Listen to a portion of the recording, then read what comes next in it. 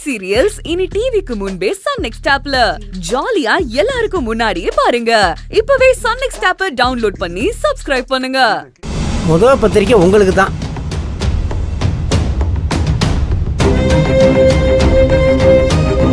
நீங்க 2 பேரும் ஜோடியா கல்யாணத்துக்கு வந்துடணும்.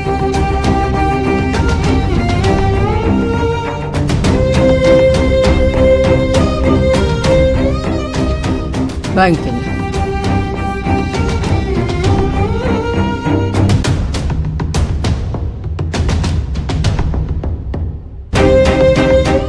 இந்தம்மா கனகா, இது உனக்கு. என்ன இருந்தாலும் நீயும் என் பேத்தி தானம்மா, உங்கள்கிட்ட கோச்சுக்க முடியுமா? என் பேரன் பலராமனோட அவசியம் நீ வந்துரு. வர்றப்ப உன் மனசுல இருக்கிற தப்பான எண்ணத்தை அழிச்சிட்டு வந்துரு. வாங்கிக்குமா. அப்புறம் உங்க மருமக கல்யாணத்துக்கு வரக்கூடாதுன்னு முன்னேற்பாடா ஆசீர்வாதம் வாங்கிட்டீங்களா? எல்லாம் உங்க ஏற்பாடு தானே? ஐயோ, அப்படியெல்லாம் இல்லைங்கய்யா. உங்க மனசு எங்களுக்கு தெரியாதா? அது பிள்ளைங்களுக்கும் தெரியணுங்கிறதுக்கு தான் இந்த ஏற்பாடு. முக்கியமா கனகா புரிஞ்சுக்கணும். அப்ப நல்லது. எல்லாரும் மறக்காம கல்யாணத்துக்கு வந்துருங்க. கண்டிப்பா வந்துடுறேங்க ஐயா. இருந்து சாப்பிட்டுட்டு போங்க. இருக்கட்டும். என் பேத்தி வாழ்க்கையில திரும்பவும் ஒரு மலர்ச்சி வர்றது இதுவே மனசுக்கு திருப்தியா இருக்கு. அப்ப நாங்க போயிட்டு வர்றோமா? போயிட்டு வரோம். வரோமா? வாங்க வரமா? வாங்க.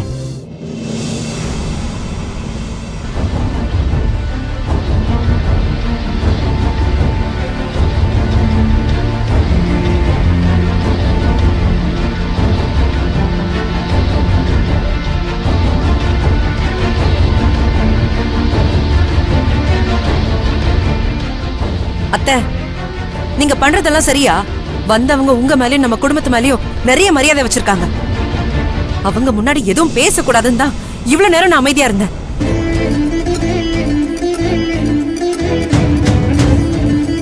சூழ்நிலையை உங்களுக்கு சாதகமாக்கிக்கிட்டீங்கல்ல.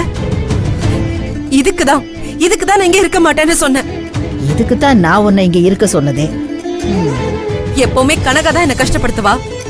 இன்னைக்கு நீங்க அதை பண்ணிட்டீங்கல்ல. ஆக மொத்தத்துல நான் சந்தோஷமா இருக்க கூடாது, அப்படிதானே? ஏன் வினோ இப்படி பேசுற? நான் சொன்னது தான் இவ்வளவு நாளா தப்புன்னு சொல்லிக்கிட்டு இருந்தேன். இப்ப அந்த தாத்தாவே என்ன சொன்னாரு?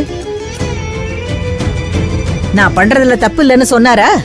எல்லாம் சரியா பண்ணிருக்கேன்னு பாராட்டினாரா? அப்புறம் என்ன? எனக்கு வேலை இருக்கு, நான் கிளம்புறேன்.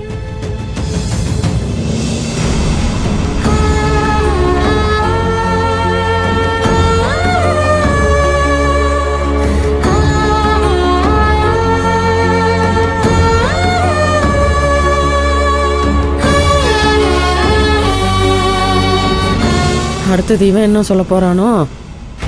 அம்மா, நீயும் இதுக்கு தான் சொல்லாம கூட்டிட்டு வந்தியா? டேய், இத சொன்னா மட்டும் நீ வந்திருப்பியா? ஆமா, எதுக்கு இப்ப நீங்க 2 பேரும் இவ்வளவு கோவப்படுறீங்க? அதான் ஒன்னா இருக்க போறோன்னு பிள்ளைங்க முன்னாடி சம்மதம் சொல்லிட்டீங்கல்ல, அப்பவே ஒன்னாயிட்டீங்க. அப்புறம் என்ன? இனிமே இப்படிதான் அதிரடியா நடக்கும். நீங்க வீட்டுக்கு நடந்தே வாங்க, நான் கிளம்புறேன். டேய் வாசு, நில்லுங்க தம்பி. அவன் கிடக்குறான். எப்ப பார்த்தாலும் இப்படிதான் முறுக்கிட்டு போவான்.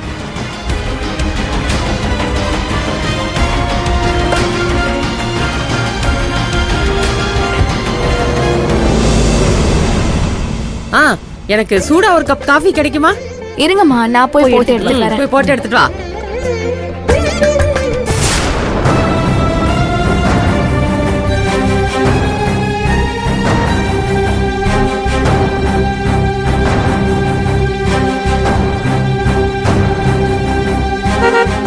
யாரு?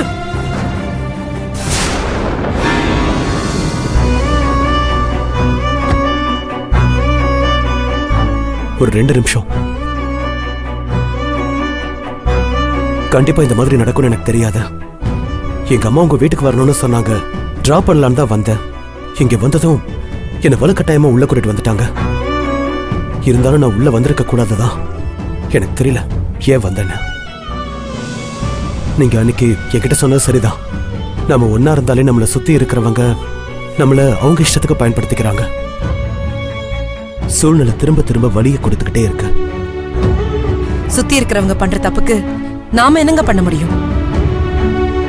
நம்மள தவிர நம்ம குடும்பத்துல இருக்கிற எல்லாருமே நம்மள சேர்க்க என்னெல்லாம் பண்ணணுமோ அதை தான் பண்ணிட்டு இருக்காங்க.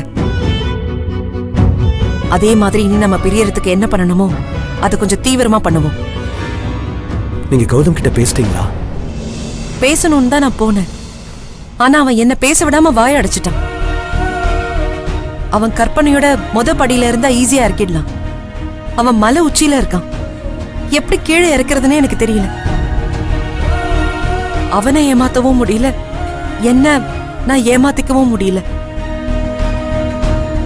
ஆமா, நீங்க திவ்யா கிட்ட பேசிட்டீங்களா?